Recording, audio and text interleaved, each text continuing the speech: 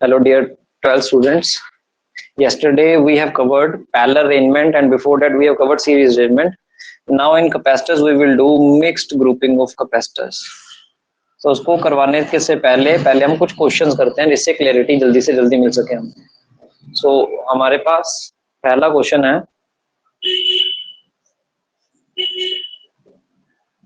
Find equivalent capacitance, find equivalent capacitance and total charge for given circuit। हमें ये circuit बना दिया गया है, उसके लिए इक्विवेलेंट कैपेसिटेंस निकालनी और टोटल चार्ज निकालना है। ये रहा कुछ arrangement.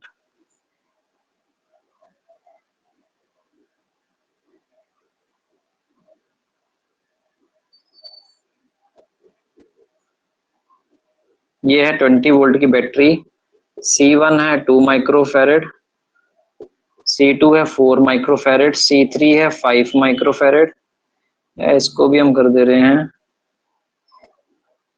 4 microfarad and C4 is 4 microfarad. तो अब ऐसे क्वेश्चंस को करने का तरीका क्या है, सबसे पहले देखना है जॉइंट्स कहां पर है। ये रहा सबसे पहला जॉइंट, ये रहा दूसरा जॉइंट। सो ये आपस में कैसे दिख रहे हैं, पैरेलल में। सो पहले इसको सिंप्लीफाई करना है। C3, C4 are in parallel arrangement. ये दोनों कैसे हैं, पैरेलल अरेंजमेंट में हैं।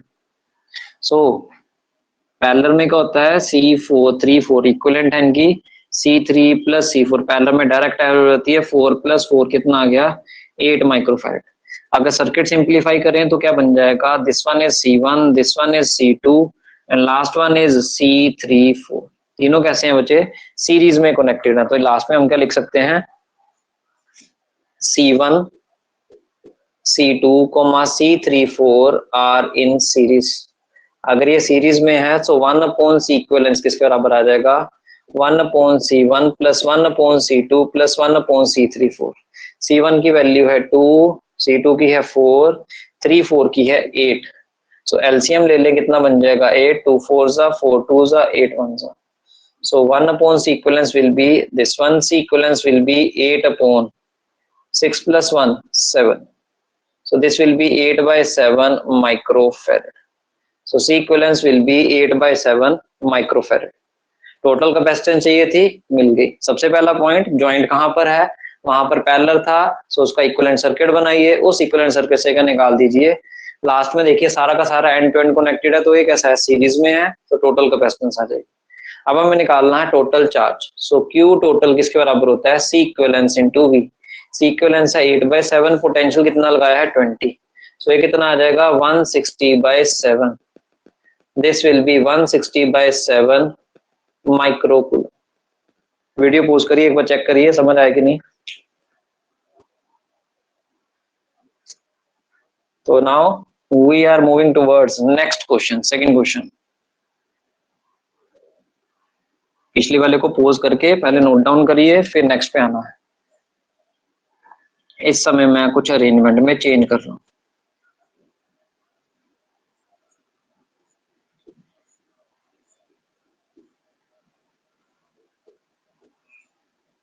हमें निकालनी है C equivalence. This is 2, C1 C2 is 4, C3 is also 4, C4 is also 4, C5 is 8। Yes, check करिएगा। सबसे पहला हमने पॉइंट क्या बोला, इसमें भी क्या निकालना है, C equivalence and total charge. Joint कहाँ आ रहा है, ये रहा जॉइंट। तो ये दोनों कैसे आ जाएंगे बच्चे, एक ही तार कनेक्टेड है, सीरीज में है। C3, C4 are in series. C3 and C4 series में है, तो हम इसको कैसे लिख सकते हैं, 1/C34 इज 1/4 प्लस 1/4। सो क्या बन जाएगा, इट इज 2/4। सो C34 कितना आ जाएगा, 4/2 microfarad. It will be 2 microfarad. Circuit को सिंप्लीफाई करें तो क्या बन जाएगा, this one is C1, this one is C2 and this one is C34 and this one is C5। Still junction है, ये दोनों आपस में कैसे हैं, पैरेलल में। C3 4 एंड C3 कैसे हैं, पैरेलल में है। फिर इसको फर्स्ट से सिंप्लीफाई करेंगे।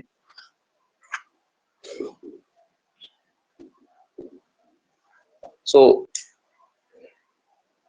C34, C2 are in parallel arrangement.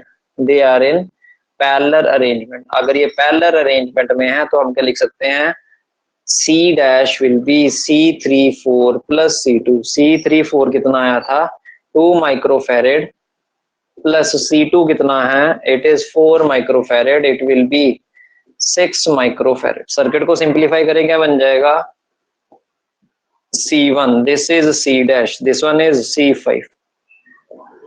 C1, C dash, C5 are in series. अगर ये सीरीज में है तो C इक्विवेलेंस क्या बन जाएगा, 1 upon C equivalence will be 1 upon C1 plus 1 upon C dash plus 1 upon C5. 1 upon C1 C1 कितना है 2 प्लस 1 upon C dash कितना है 1 upon 6, C5 कितना है 8। सो एलसीएम कितना आ जाएगा 24, 2 12 जा 6 4 जा 8 3 जा।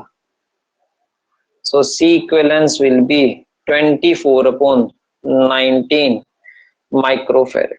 अब C equivalence निकल गया, अब हम टोटल चार्ज भी निकाल सकते हैं। So टोटल चार्ज कितना आ जाएगा, it will be C equivalence into V, 24 by 19 into potential कितना है 20। So ये कितना बन जाएगा 480 by 19 माइक्रोकूलम। चेक करिए बच्चे, सबसे पहले हमने ज्वाइंट देखा तो ये पूरी तार एक ही है तो दोनों सीरीज में है। फिर से हमने सिंप्लीफाई किया, ये ज्वाइंट आ रहा है, फिर से दोनों आपस में कैसे हैं, पैरेलल में है।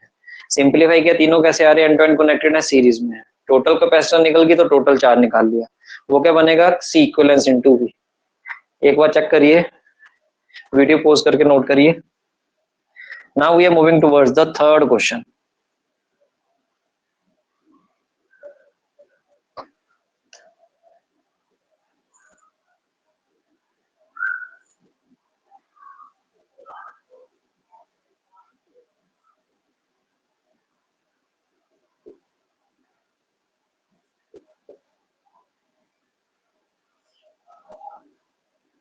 ट्वेंटी वोल्ट की बैटरी है, C1 है 2 माइक्रोफेरेड, C2 है 4 माइक्रोफेरेड, C3 है 6 माइक्रोफेरेड, C4 है 6 माइक्रोफेरेड, C5 है 12 माइक्रोफेरेड। सबसे पहले जॉइंट कहाँ आ रहा है, ये रहा। C3 और C4 कैसे हैं, parallel. C3, C4 are in parallel arrangement. अगर ये पैरेलल अरेंजमेंट में है तो क्या बन जाएगा, C34 ओवरऑल कंबाइंड क्या आ जाएगा 6 plus 6, it will be 12 microfarad. अब ये दोनों हम सिंप्लीफाई कर चुके हैं तो इसका इक्विवेलेंट सर्किट बनाए, क्या बनेगा,